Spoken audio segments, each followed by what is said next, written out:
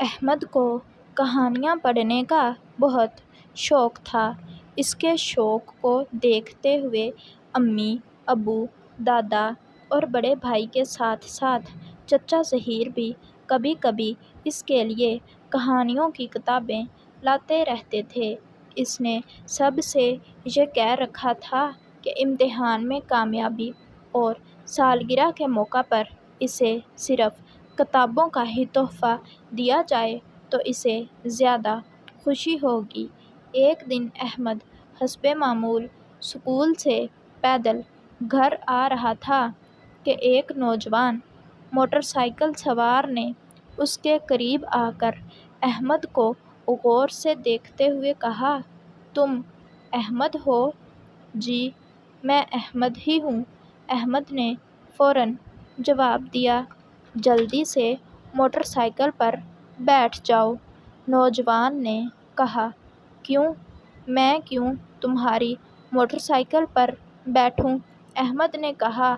اب احمد کے قدم تیزی سے گھر کی طرف بڑھ رہے تھے۔ "تمہارے ابو جان ایک حادثے میں شدید زخمی ہو گئے ہیں۔ وہ اس وقت ہسپتال میں ہیں۔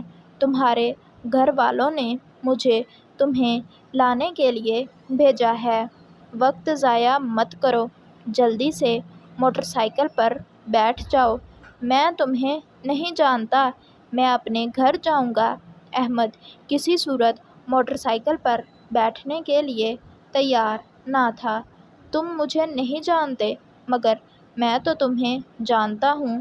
تمہارے ابو کا نام ارشد ہے، تمہارے دادا عبدالقیوم ہیں اور تمہارے بڑے بھائی کا نام احسن ہے۔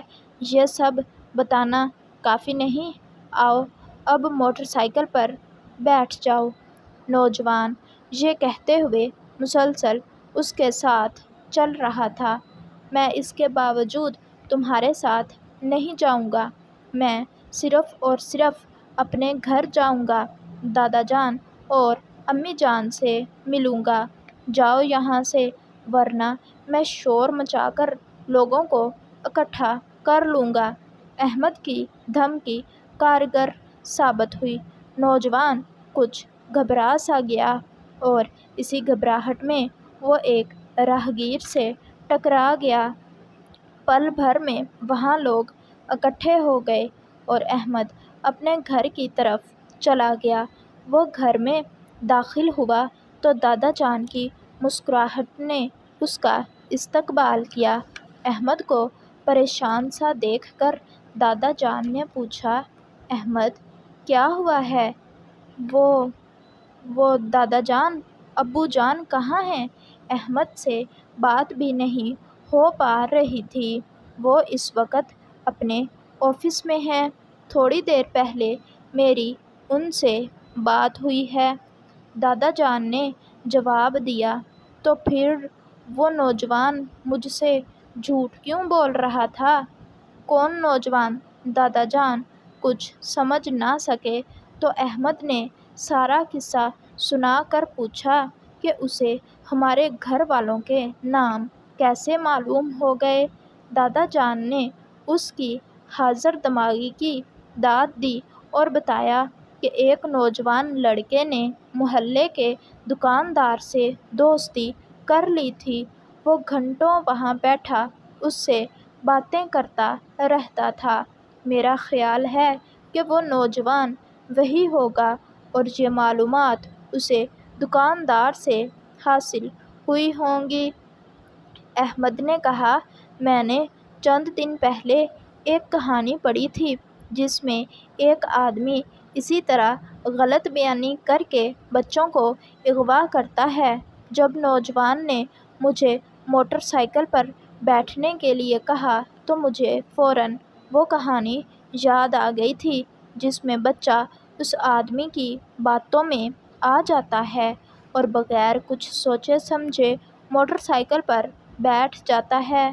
نوجوان پھر اسے ایک کمرے میں بند کر دیتا ہے۔ بچہ رات تک کمرے میں بھوکا پیاسا بند رہتا ہے۔ تاوان کی رقم کے لیے اس کے والد سے رابطہ کیا گیا۔ ایک دن بعد بچے کے والد نے مطلوبہ رقم دینے پر آمادگی ظاہر کی۔ وقت اور جگہ کا تعین ہو گیا۔ جب وہ رقم لے کر پہنچے تو پولیس کے اہلکار فقیروں کا روپ دھارے وہاں پہلے ہی موجود تھے۔ اغوا کرنے والے کو وہیں دھر لیا گیا۔ شام تک بچہ اپنے گھر پہنچ گیا تھا۔ میں نے جب یہ کہانی پڑھی تو میں نے اس سے یہ سبق حاصل کیا تھا کہ بچوں کو ہر لمحے اپنے حواس بحال رکھنے چاہئیں اور اپنی حفاظت کرنی چاہیے تاکہ کوئی ان کی طرف میلی آنکھ سے نہ دیکھ سکے۔